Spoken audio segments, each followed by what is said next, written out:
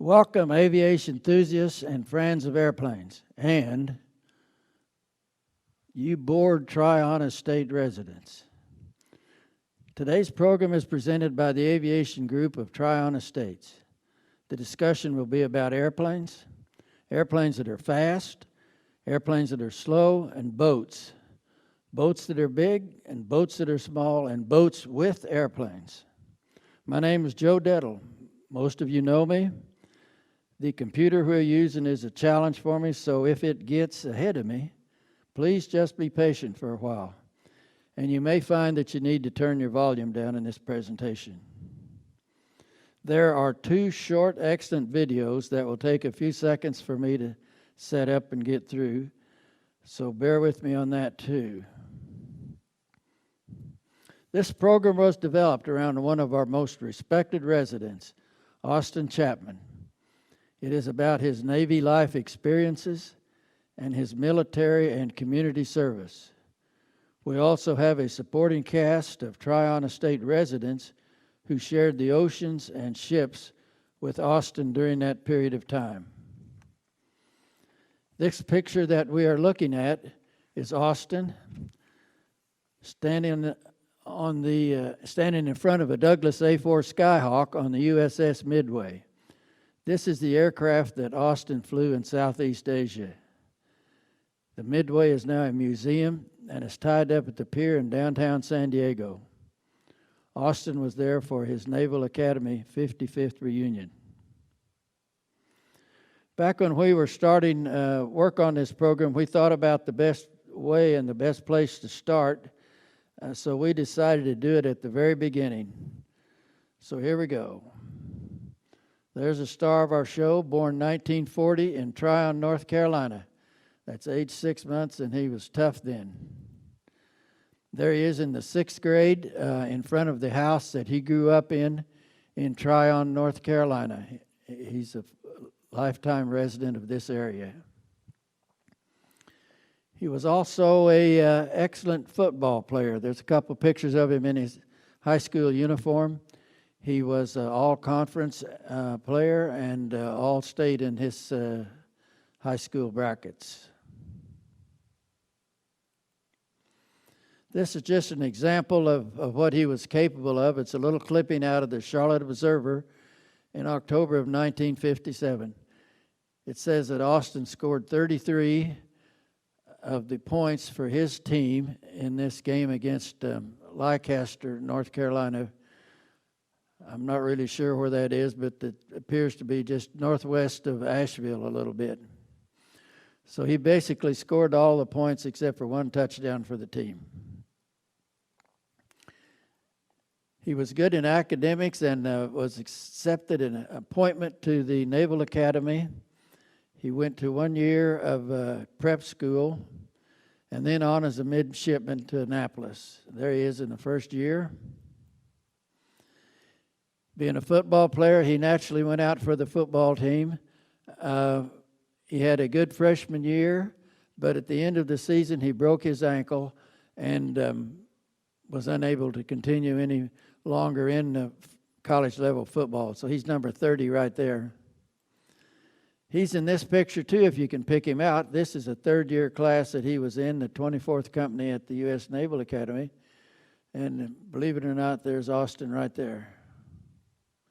Center of the class. He always liked to hobnob with big names. Most of you probably recognize Austin here and this fellow with him, Roger Staubach. For those of you who might be from Oklahoma or Texas, you know that he was probably the Dallas quarterback star for years and maybe the best quarterback in the NFL history. Accepted his commission from out of the academy, selected flight training, and went off to Pensacola, Florida, where he completed basic and on to advanced flight training in Kingsville, Texas. This is what he flew in Kingsville, the Grumman F-9. While he was there, they had to be proficient in instruments, gunnery, formation flights, and that type of stuff. And he was good, particularly good at weaponry, which we'll talk about later. He also had one advantage there, that he had probably the best flight instructor in the Advanced Training Command at that time, and his name was, believe it or not, Joe Dettle. A later check-in of our logbooks shows that we probably flew together 5 times while he was a student there in this airplane. In order to get their wings and go on to the fleet, you had to be carrier qualified. This is a picture of the USS Antietam at that time in the Gulf of Mexico. And you see the decks all covered with little red and white airplanes, which are training airplanes that they used for their carrier qualifications and training. You notice this name up here is a Mr. Don Biondo, who's a resident over here in B Building, retired out of the Navy.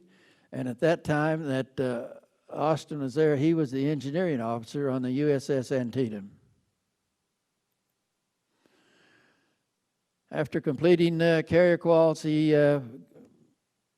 got his wings, golden wings, and was assigned to a squadron VA 56 out in San Diego for further transition on to Southeast Asia because of the conflict going on there. Attack Squadron 56, which he was in for the next 2 tours. If you're wondering about the designation, the squadron was 56, which just is a number that it has. But if it has a V, that means a fixed wing squadron. A would be attack squadron. If it was a VF squadron, it would be a fighter squadron. If it was a VMA, if there's an M in there, it would be a Marine squadron. So that's how the Naval Service designates their squadrons. He went on to out of San Diego on the USS Ticonderoga, which arrived on Yankee Station in the China Sea, South China Sea, in the Gulf of Tonkin in 1965 to take part in the Southeast Asian War there. That was a result of the North Vietnamese breaking their peace treaty and invading South Vietnam. Now, got to throw my name in here again. I was on this ship a few years before Austin when the Marine Squadron I was in out of Japan qualified to board the Ticonderoga in the Sea of Japan. Now, you might say, what is a Marine Squadron doing on an aircraft carrier? Well, if you've ever been a sailor at sea and you've sat there for hours looking at the ocean and nothing else go by, you need something to break up the boredom. So somebody decided that for entertainment, they would occasionally bring a Marine Squadron out for requalifications, and I assure you that that was entertaining. Now we'll go into the first video that we have. Austin tells me that this video best depicts what operations aboard a carrier were like and in Vietnam at that time. This particular carrier in the movie was on station at the same time as the Ticonderoga. It was an East Coast ship. It would show it leaving port, loading supplies, telling the family goodbye, the long trip to China Sea. You will see the carrier, destroyer escorts and plane guards and that type of stuff in the background. You'll also notice in the film the sailors setting the catapult pressures and etc. below deck. Notice that the deck crew all had different colored t-shirts or coats on. Each particular color designated a job that crew member had. It would show how they tracked the aircraft, returned them to the ship, and setting the cables for the strength on the return to the ship.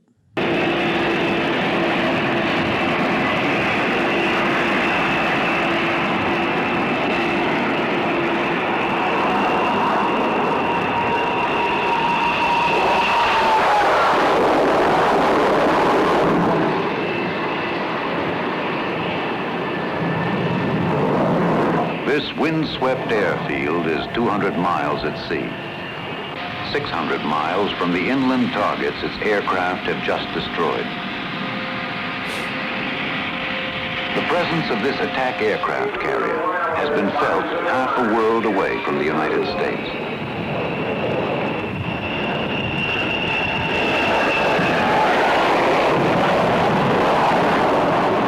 Here, in a land bordering on the China Sea, the peace and stability of a small nation is being threatened. a place and a people our country is committed to defend because we are dedicated to the idea that peace is worth preserving.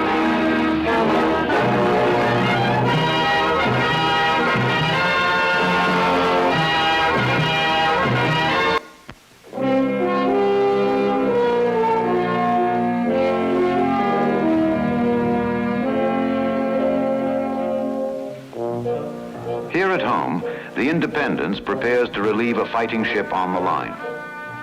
From 50 states they come, all trained to do their job, from cooking meals to operating the most complex electronic equipment, from repairing tires to launching missiles. The materials of war come from the nation that has created this mobile, potent weapon.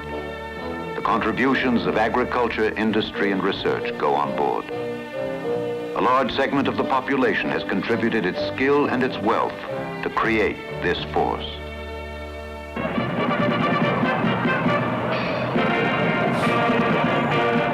Tradition has it that bands be playing and flags be flying when fighting men put to sea. That is the framework of farewell. But this is the true language of long separation.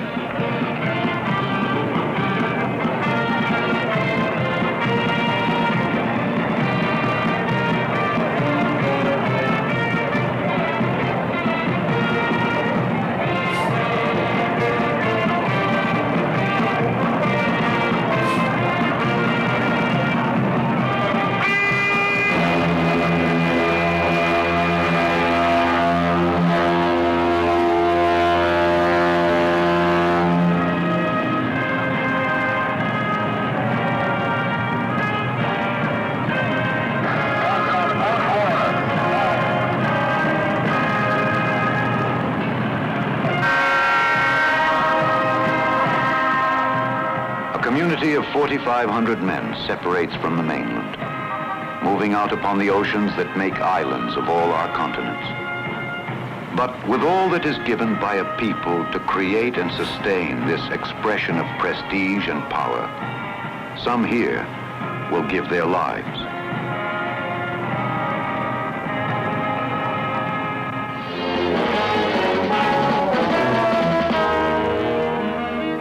We have come 12,000 miles.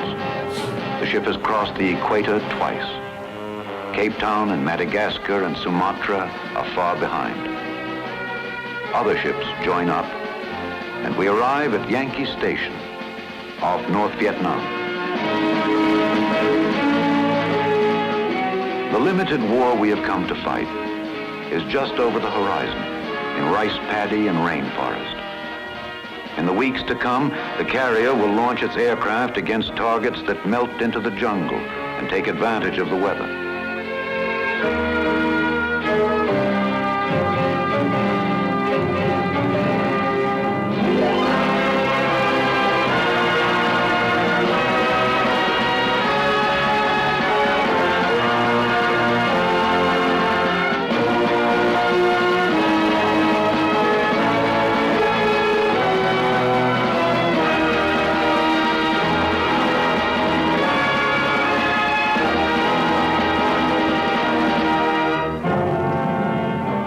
This moment is the culmination of all training, though it go back through all the years of a man's career. Back indeed to the primal education that qualified him to be here now, when ingenuity and courage count for as much as his airplane or its weapons or the odds on survival.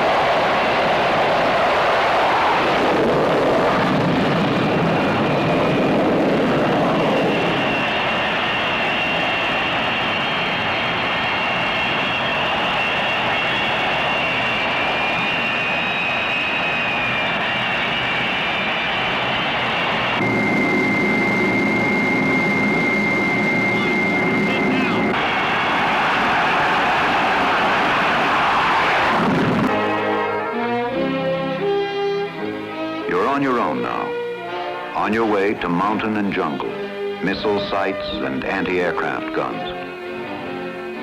A radar man in the carrier CIC tracks you all the way.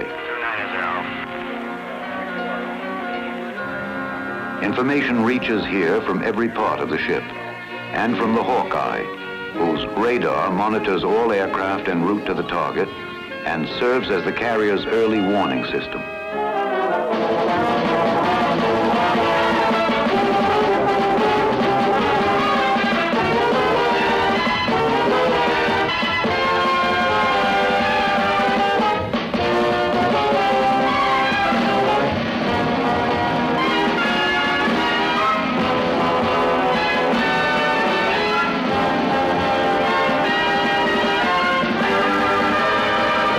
Can find this moving postage stamp airfield, that other men can plan their approach to the deck, that men can land here, that this can be done time after time in an environment of wind and wave and weather, and human fallibility.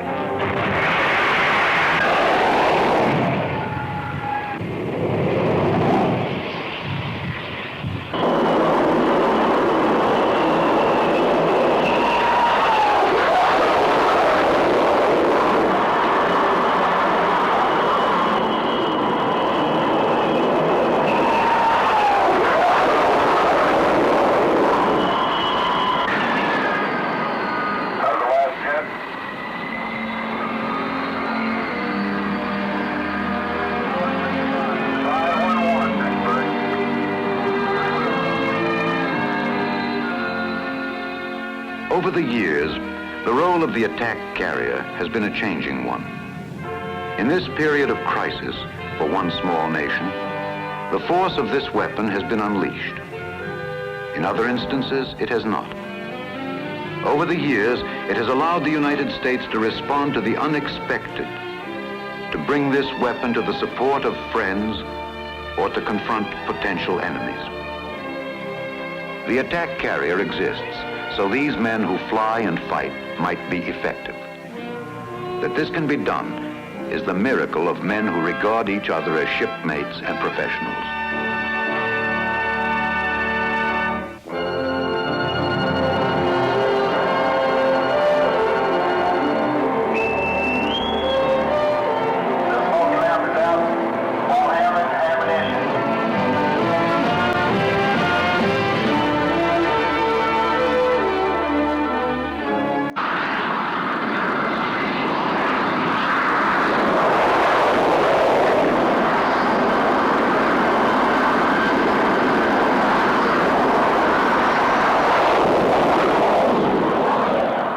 There will soon be another mission, and then another, each one reflecting the ordeal of all who serve upon the ship. Those who direct the course of the vessel, operate the radar, who plot the battle and maintain the equipment. Those who time after time rise from the deck to meet the enemy, no matter where. This is an actual picture of the squadron that Austin was in. These are A4s. They're off of the Ticonderoga. They're headed into North Vietnam. There's 4 of them. Austin is in one of these A4s. They're refueling, as you can tell from this tanker right here, because they cannot make it to the target and back from the ship without adding fuel en route. And they're out over the oceanette, so their feet are still wet, so they would say.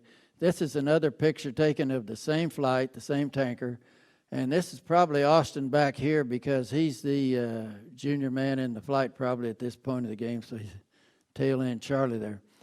Headed in for the target. Now remember we said that Austin as a student was good in weaponry, so we might assume that this was him, and probably it was because it's right on the target, which is a bridge across a small river up in the vicinity of Hanoi.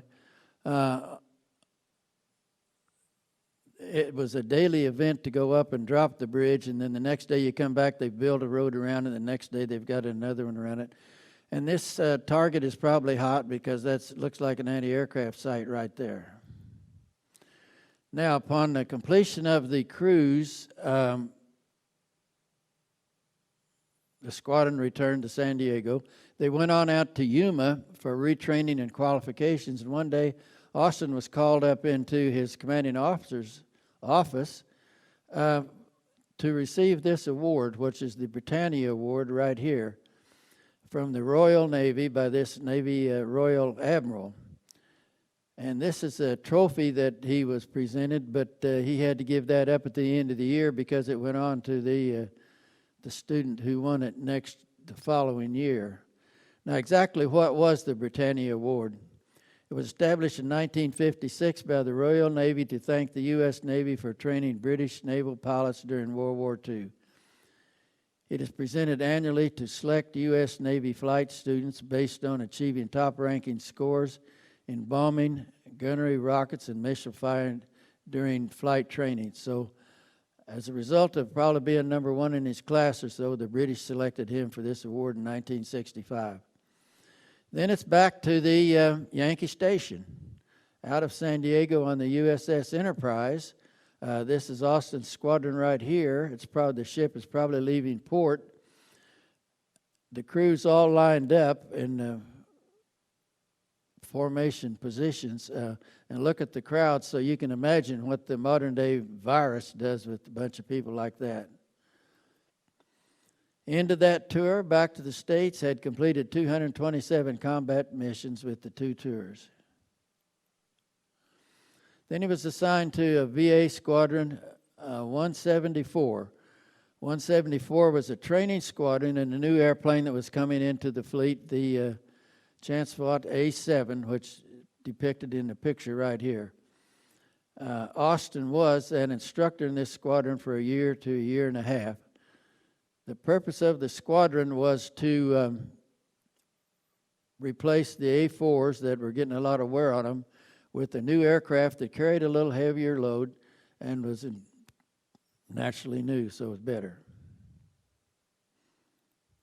This is a picture I just threw in there showing the A7 trying to overtake the A4, which a long-term A4 pilot would say, no, that will never happen. Remembering that the A4 was the first into Vietnam and the last out about 8 years later. But tremendous airplane, the A7, carried a big load. From there, Austin went on to Naval Postgraduate School, attained his master's degree in operations research in 1971. Then on to 2 med cruises in February of 72 through March of 74. This is a good picture of the A7. They're going to be on the USS Roosevelt. The name of the ship's right there in case they got lost. This is the squadron call letters. This is the number of the airplane, 4492. You see it down here, 4492. This is called the bureau number. Each Navy airplane since the Wright brothers came up with number 1 has a consecutive number on up to probably something like 170,000 now. And each ship also had its aircraft had its own number, which we'll talk about later. This is number 300. So on the Roosevelt, like it said, I found this brochure on the internet. They evidently were having trouble of finding pilots that wanted to go to the Mediterranean, so they put this out to see who they could entice. Advertised a med cruise in 73 and 74 with, of all things, home movies. Tourist trips to Athens, Barcelona. If you're lucky, you can get some in-flight jet footage. You can get a helicopter visit to the USS America. If you're at the right time of the year, you can get some Atlantic storm scenes. And if you're a good pilot, you can get involved in flight ops. So evidently they pulled Austin in on that, and he went on the cruise. Now let's say hypothetically that he wanted to take advantage of this helicopter trip over to the America, but after he'd let it be known that he wanted to go, they found out that the America had left and was headed back to the States with, among other people, another member of our Tryon Estates here, Gray Axtell in B Building, was on the ship as it was returning home. As they neared the east coast of the States, they were sent out on a mission, Austin's squadron, and Gray Squadron and Gray, to intercept this Russian Bear bomber doing reconnaissance off the East Coast. So that's what they did, and this is Gray Axtell right there, the pilot of this airplane. It was taken by his wingman, who gave him the picture and the gray cherishes.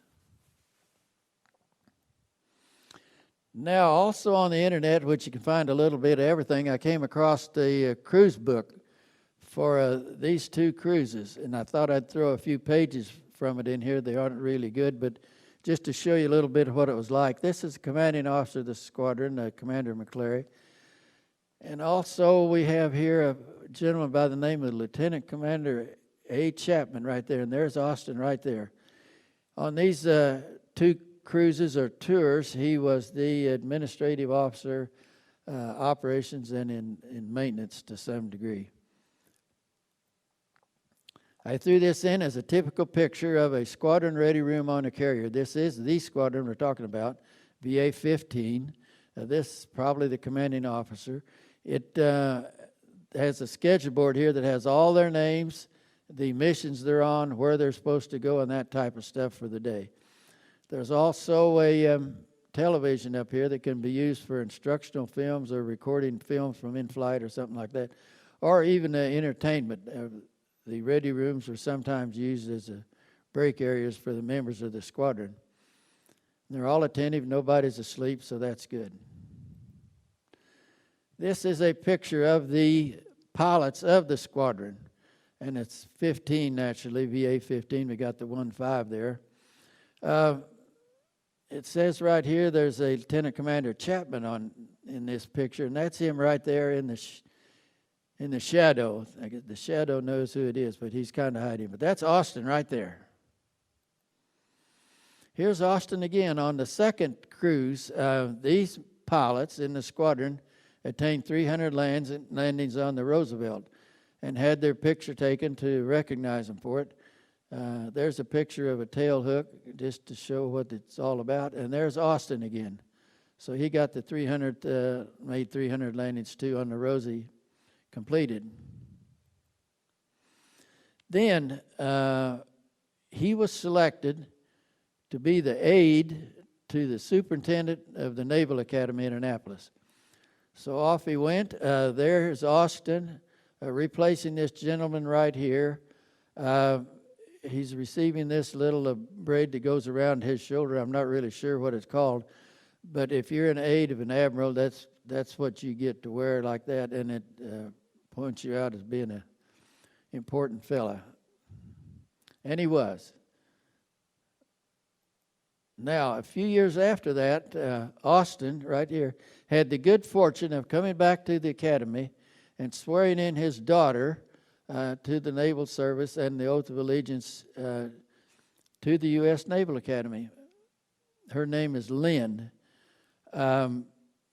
She decided that she wanted to go to flight school and follow in her daddy's footsteps, and there she is. She went into helicopters. That's her. Her name is right on the side of that helicopter, Lieutenant Chapman, and she recently retired from the Navy as a full commander. She currently, I understand, lives down in the Pensacola area and has a family that has 3 kids in it. So Austin's very proud of her. Now, not to be outdone with himself, he's selected to be the aide of Chief Naval Operations of the United States Navy. So the Chief of Naval Operations is the #1 man in the United States Navy, and Austin has been selected to be his assistant. And he evidently did a good job, because upon completing that, he received this from the Admiral in recognition for his service. To Austin Chapman, as one of the most able young naval officers of my experience, for your extraordinarily competent performance of duty as a personal aide to the Chief of Naval Operations was a tangible contribution to the efficiency of my office and a source of great personal comfort and reassurance to me. Admiral Holliday, Admiral of the United States Navy, the #1 man, and Austin was his #1 man. So from there, it was off to the forest stall for Austin. He was going to fly this airplane, again, that he was an instructor in, the A-7 Corsair. This is a picture of one of them that's going to be on the Forrestal. Note this number on this airplane, 304, because it had to have some kind of an attraction to Austin. It kind of hung with him. I'm not sure what it was. But Austin was going to make 2 tours in this squadron. And the logo of the squadron was a ram of some type. We're going to have another short little video now of the A-7 primarily in aircraft operations. The nickname for the A-7 by the pilots that flew it was the SLUF, S-L-U-F, which stood for ugly little fellow.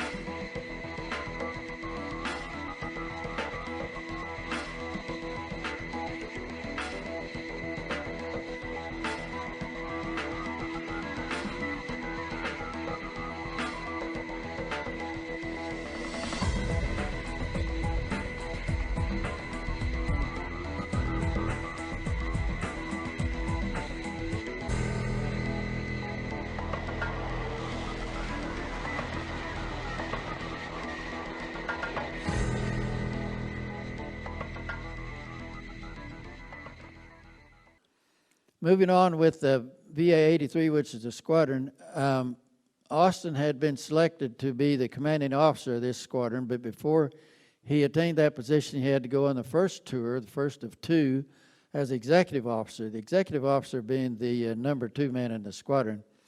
This is a picture of the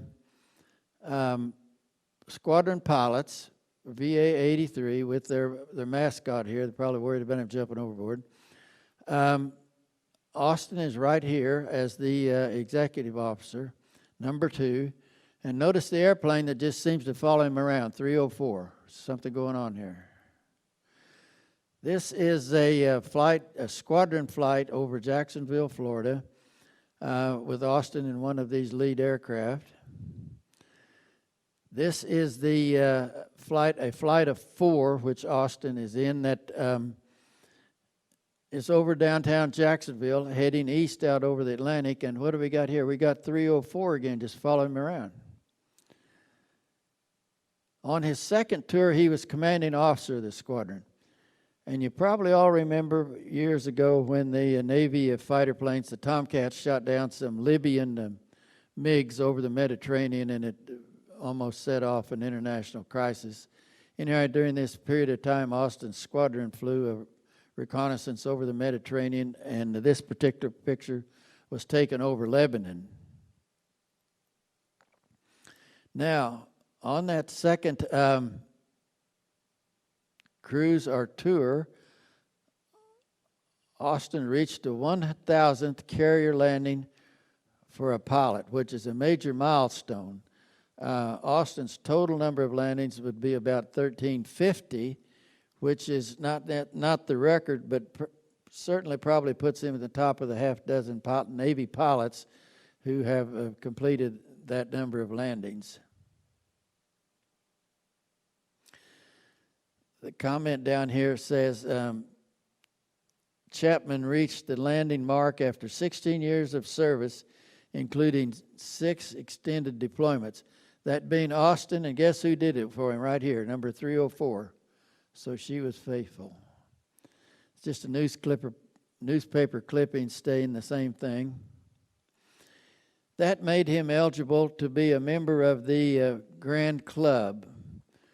Grand meaning 1,000. In this case, it's referencing 1,000 carrier landings. So this is a plaque that he has in his possession that they've given him.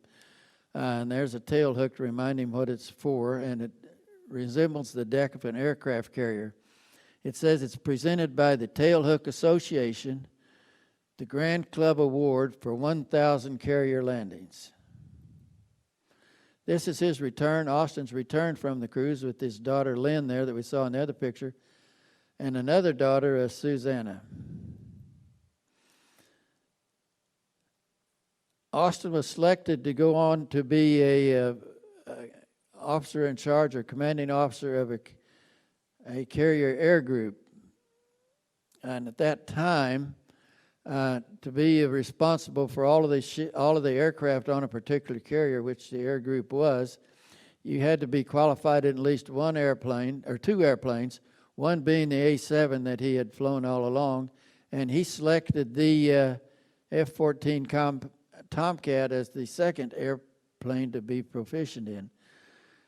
So he was assigned to this squadron, VF Fighter Squadron 101, to learn to fly and get checked out in the Tomcat. Another Tryon State resident at that time was an instructor pilot in the squadron, a John Lawler, which we know in A building also. John tells me that he was on the schedule several times with Austin, the same schedule, but never actually flew with him at the same time. So then it's on to the Ranger for his first assignment with the carrier air group.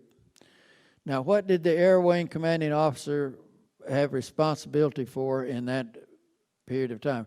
Roughly 1,500 personnel, 75 aircraft, 2 fighter squadrons, 2 attack squadrons, an all-weather tanker squadron, early warning squadron, helicopter and a submarine, a fixed wing anti-submarine squadron, and a squadron, probably a detachment of F-4 Phantoms for reconnaissance purposes.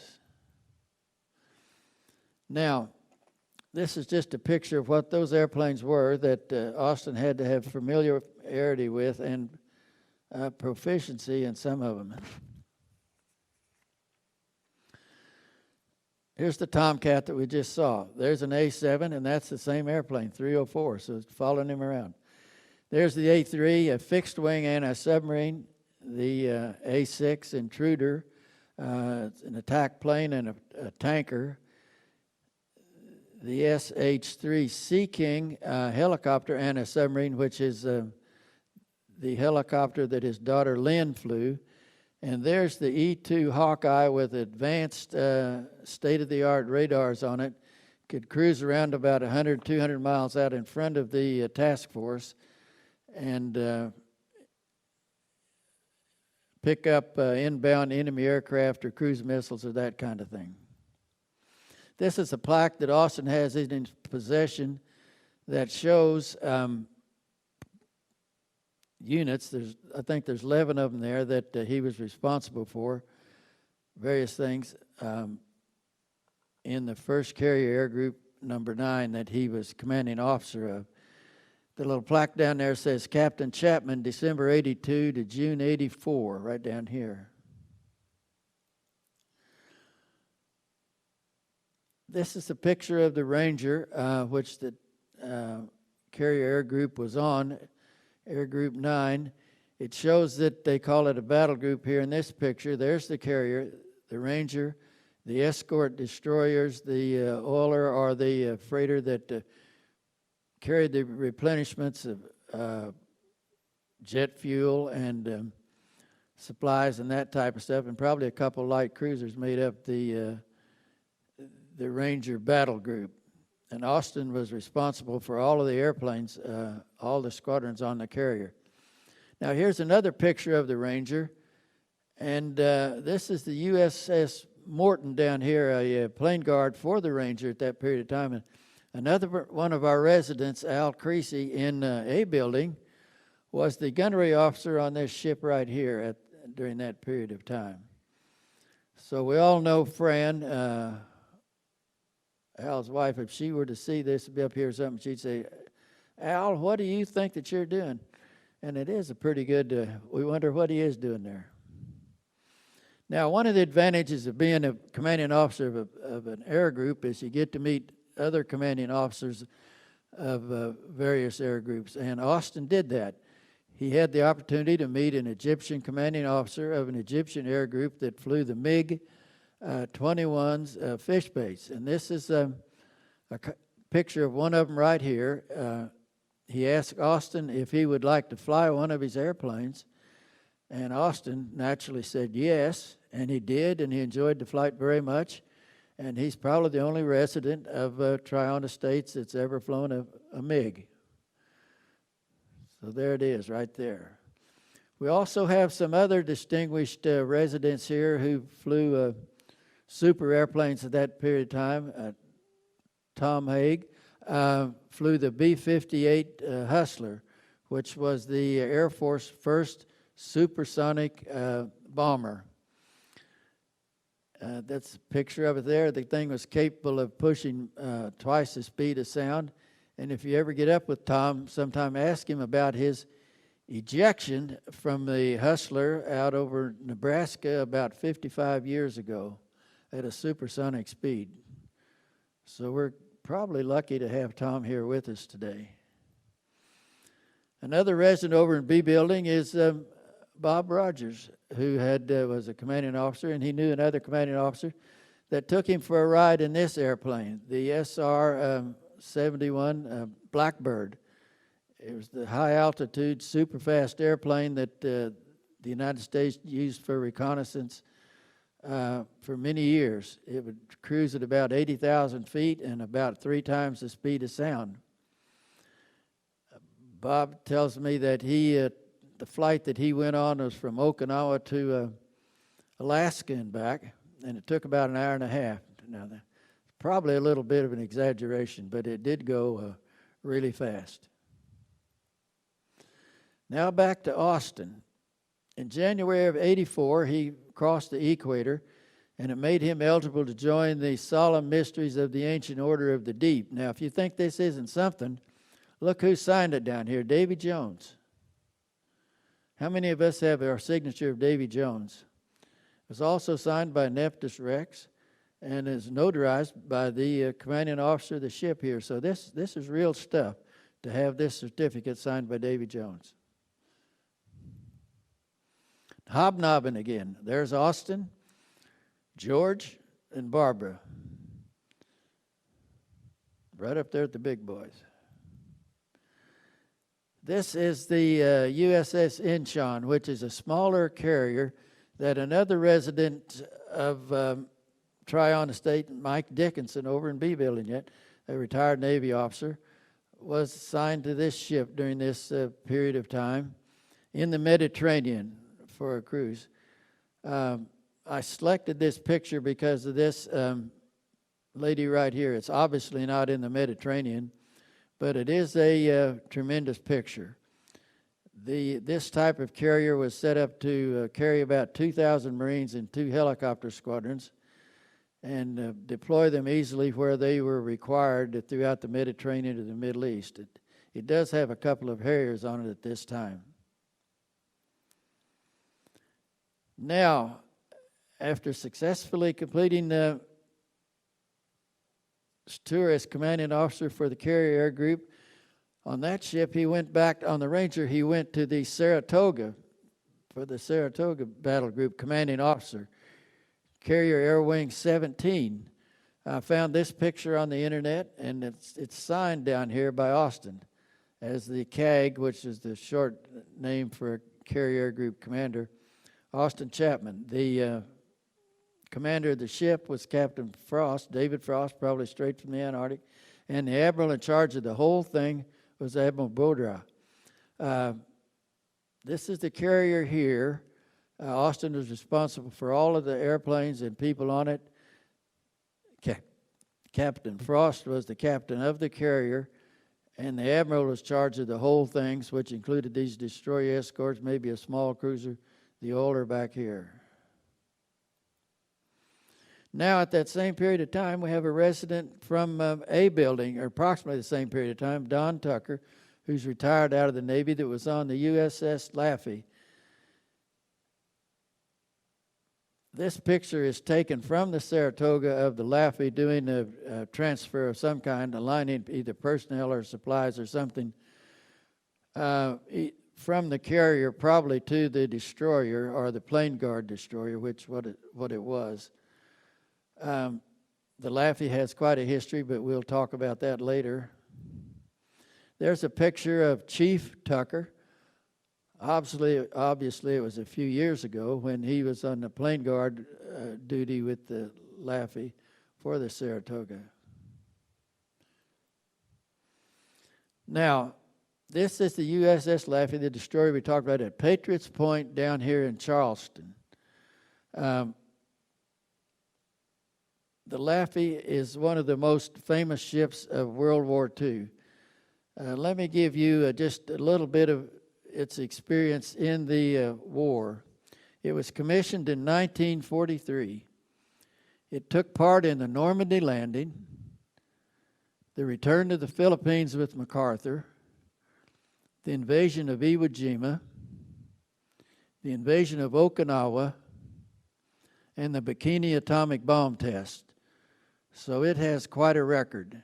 The biggest day in its history was April the 16th, 1943, when it was hit by 4 Japanese bombs.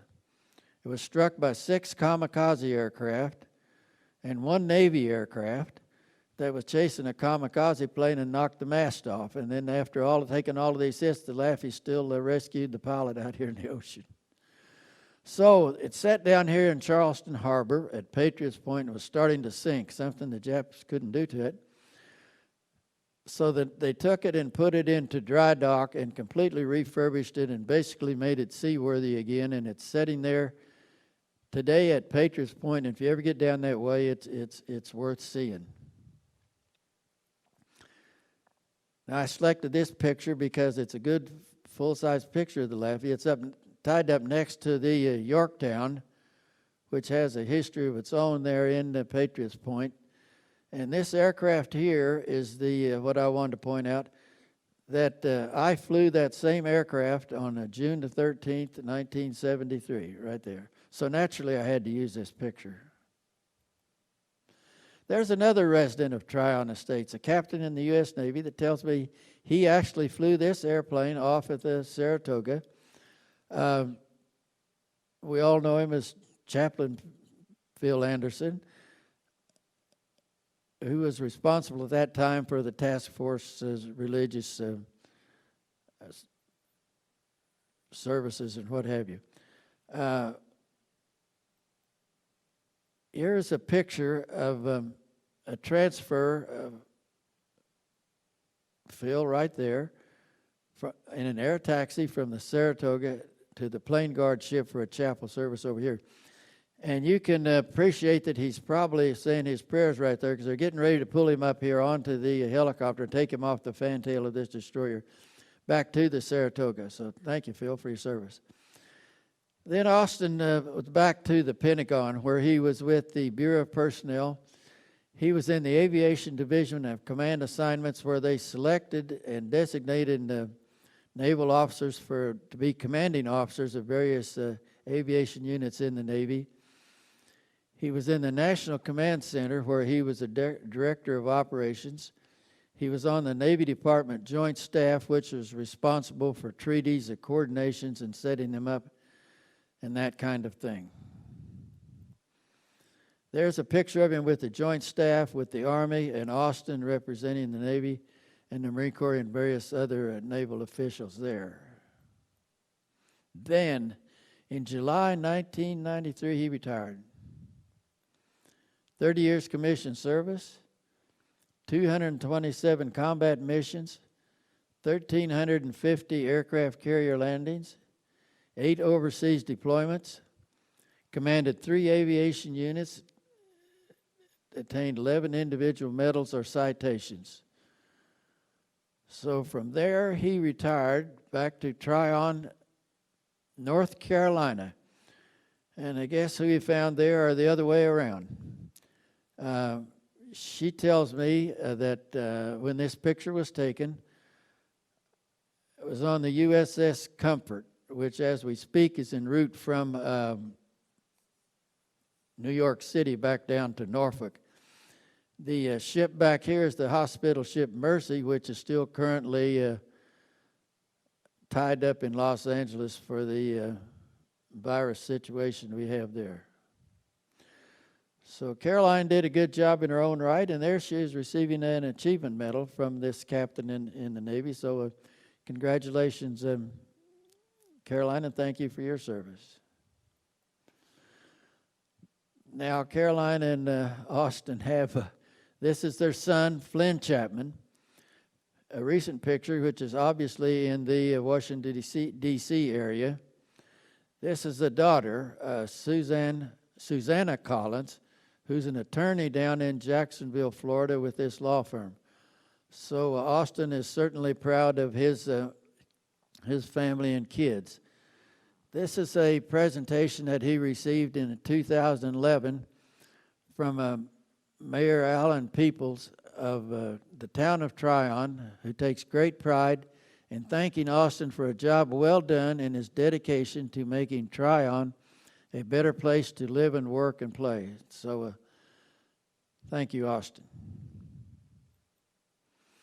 He also received the Second Wind Hall of Fame, which is awarded by a local organization that gives recognition of retiree volunteers in the community whose service brings so many benefits to the quality of life in our area. So congratulations on that. Now there are several other residents who also reside here in the Tryon Estates, and congratulations to them.